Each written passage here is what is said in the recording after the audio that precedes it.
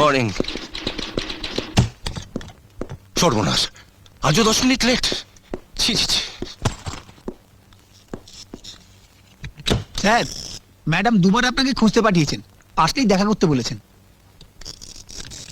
মাত্র 10 minute late, এর মধ্যে দুবার খবর নেওয়া হয়ে গেল। না, ম্যাডামকে নিয়ে আর পারা গেল না। আজ মাত্র 10 মিনিট লেট। সরি। দাঁড়ান,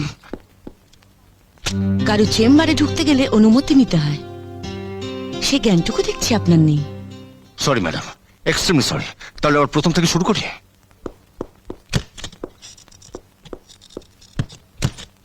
ভেতরে আসতে পারি ম্যাডাম? আসুন। দেরি করে অফিসে আসাটা অন্যায় এবং অপরাধ। না, আমি বলছিলাম কি, থামুন। আপনি কি বলতে পারেন তা আমার জানা আছে। বলবেন জ্যামে আটকে গিয়েছিলাম, কিংবা শরীরটা ম্যাজ ম্যাজ করছিল, সময় মতো ঘুম থেকেই উঠতে পারিনি, অথবা বাজার করতে দেরি হয়ে গিয়েছিল।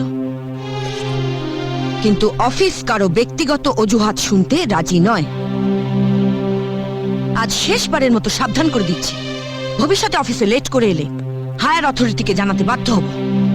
না, আমার কথাটা একবার শুনলে। অনেক শুনেছি, এবার কাজে যান। অফিসে এসে সময় নষ্ট করাটা আমি পছন্দ করি না। Okay madam.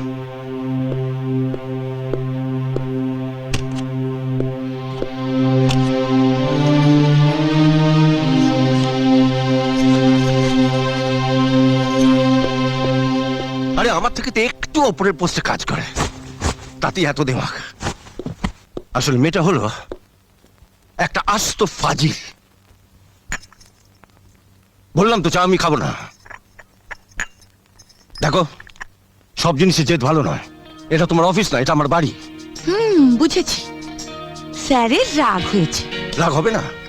আরে আমি তোমার স্বামী, তোমার চেম্বারে ঢুকতে গেলে আমাকে পারমিশন নিতে হবে। 100 বার।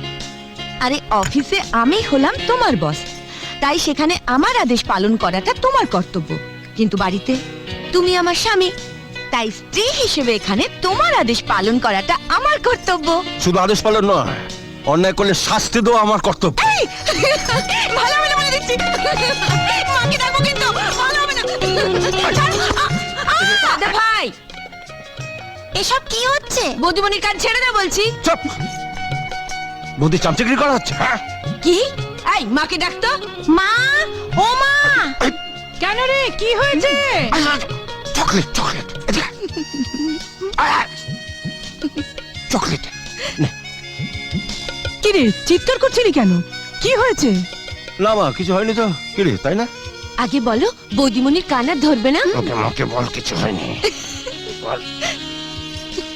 না মা, কিচ্ছু হয়নি। হ্যাঁ মা, কিছুই হয়নি। চল ছোটদা। কিছু না হতে এত চিৎকার হলে জানি কি করতি। উফ, ঘুষ দিয়ে দিয়ে ভাই বোন দুটোকে নষ্ট করছো কেন? এ সংসারে যতদিন তুমি থাকবে, ওদের নষ্ট হওয়ার কোনো সম্ভাবনাই নেই।